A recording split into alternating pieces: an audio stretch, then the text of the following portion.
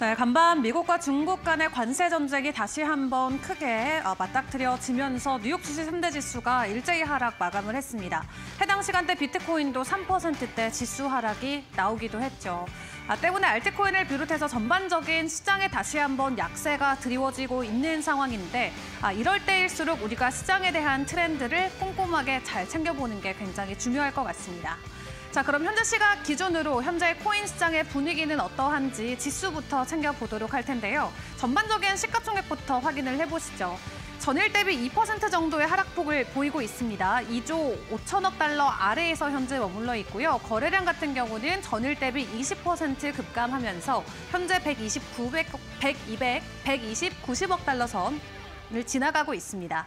다만 오늘 오전 시간을 기준으로 시가총액도 크게 흔들리는 모습이 포착이 되고 있는데 그 가운데 안에서도 비트코인의 하락이 전반적인 시장의 약세를 강하게 누르고 있는 상황이고요.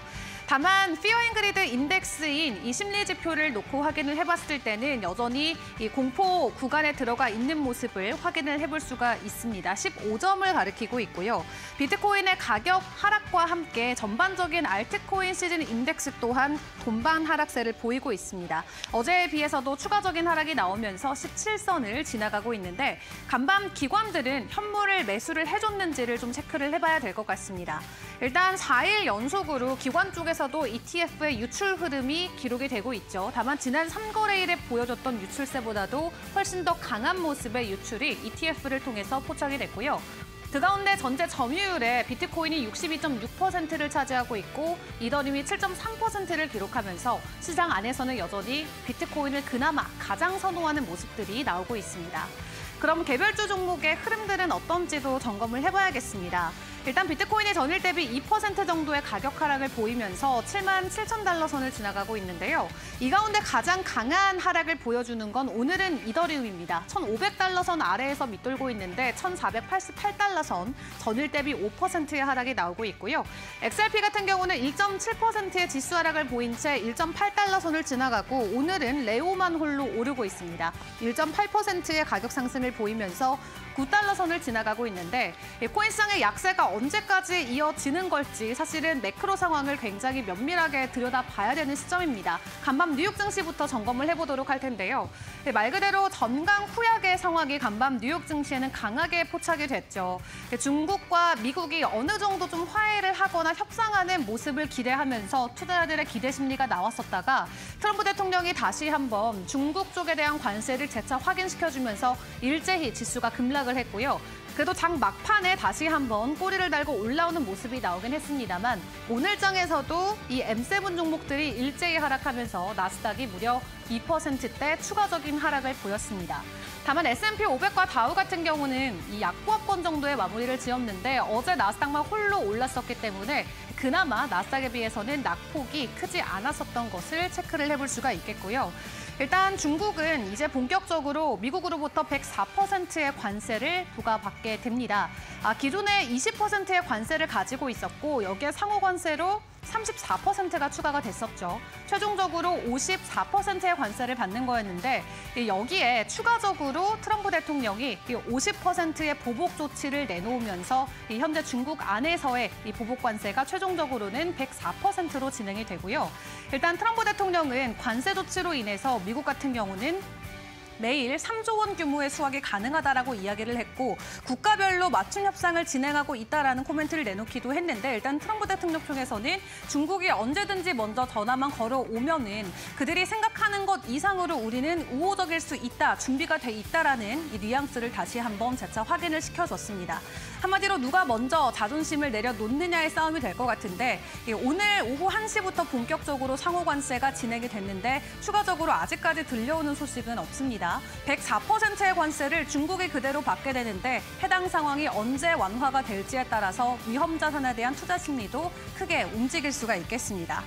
자, 시장 분위기가 이렇게 굉장히 부담스러운 상황이 이어지고 있지만 그럼에도 불구하고 업계 인사들은 간밤에도 긍정적인 비트코인에 대한 코멘트들을 내놨습니다.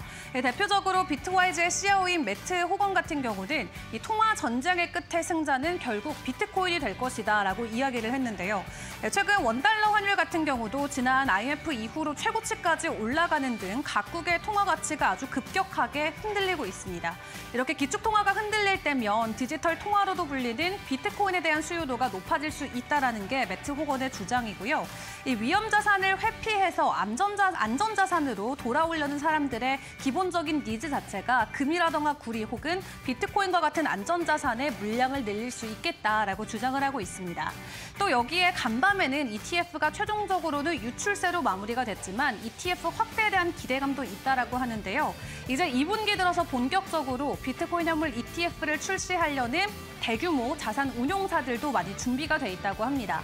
해당 기관들을 통해서 더 큰 금액의 매수세가 코인 쪽으로 들어오게 된다면 비트코인의 개별 가격을 움직일 수 있는 긍정적인 호재로도 작용이 될 수가 있겠죠.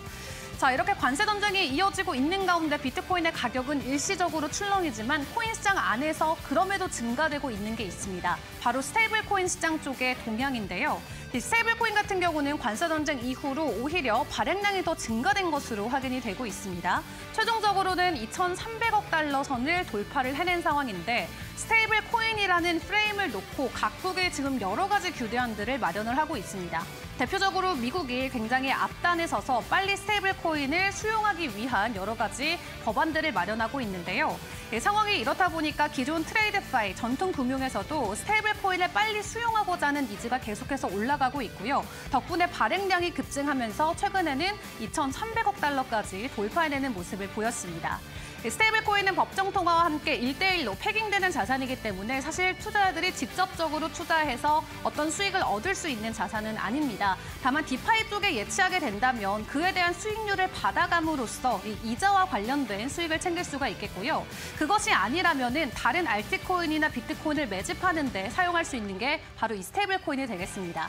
한마디로 스테이블 코인의 발행량이 증가된다라는 건 코인 시장 안에서 추가적으로 다른 매물로 들어갈 수 있는 총알이 장전되는 것과 비슷한 위치이기 때문에 일단 발행량이 증가된다라는 측면에서는 코인 시장에게는 긍정적인 변동성으로 생각을 해볼 수가 있겠고요.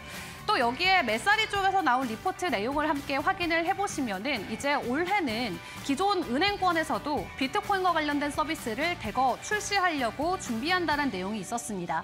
특히 한국의 KBW, 코리아 블록체인 위크가 있는 것처럼 프랑스에서는 파리 블록체인 위크가 있습니다. 오늘 기준으로 현재 진행이 되고 있는 상황인데 해당 자리에서 메사리 쪽의 직원이 나와서 이러한 이야기를 했습니다. 굉장히 유의미하게 대형 은행들이 지금 비트코인을 가지고 여러 커스터디 자산이라던가 파생 상품 출시를 준비하고 있다는 건데요. 물론 코인 거래소를 통해서 직접 비트코인을 매수하시는 분들도 있지만 아직도 코인 계좌가 없으신 분들도 상당히 많습니다.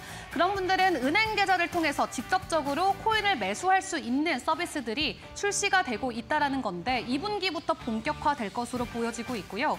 이 스테이블 코인이 만약 이 규제권 안으로 들어오게 된다면 기존 은행권 안에서도 비트코인을 포함해서 스테이블 코인과 관련된 서비스도 출시할 수 있다는 긍정적인 전망까지 함께 확인을 해볼 수가 있었습니다. 다만 간밤 전해졌던 유일한 악재 중에 하나로 체크를 해볼 부분은 바로 스트래티지사와 관련된 내용이 되겠습니다. 늘 우리 시장의 구원투수로 작용됐었던 마이클 세일러발 악재가 간밤에는 투심을 또 흔들어 놓기도 했는데요. 이 스트래티지사가 지금 비트코인을 50만 개나 보유하고 있습니다. 미국 정부가 20만 개를 들고 있는데 미국 정부의 2배 이상의 규모를 한 회사가 보유하고 있는 거고요. 다만 중요한 건 최근에 비트코인의 가격이 하락하면서 스트래티지사 안의 재무 상황이 그닥 좋은 상황은 아니라고 합니다. 그렇기 때문에 이 회사 안에서 재무적인 문제가 생기면 현금으로 메꿔야 되는데 현금 확보를 위해서 본인들이 보유하고 있는 비트코인을 매도할 수도 있다는 전망이 이 SEC 제출 서류를 통해서 확인이 됐습니다. 지금까지는 늘 저점에 혹은 고점에 비트코인을 매수해주면서 투심을 같이 부각시키는 하나의 구원투수의 역할을 했다면 되려 지금 상황에서는 비트코인이 매도될 수도 있다는 우려감이 또 투심을 자극하기도 했는데요. 다만 아직까지 확정된 것은 아니고 시장의 상황을 조금 더 지켜봐야 되는 만큼 앞으로 전해지는 소식들도 챙겨보시는 게 중요할 것 같습니다. 자, 그런 가운데 주요 알트코인 이슈 하나만 더 다뤄보도록 하겠습니다. XRP 쪽의 이슈고요. XRP의 선물 ETF가 출시가 됐습니다. 2배 롱 ETF가 출시가 됐는데 나름 나쁘지 않은 거래량이 기록이 됐습니다.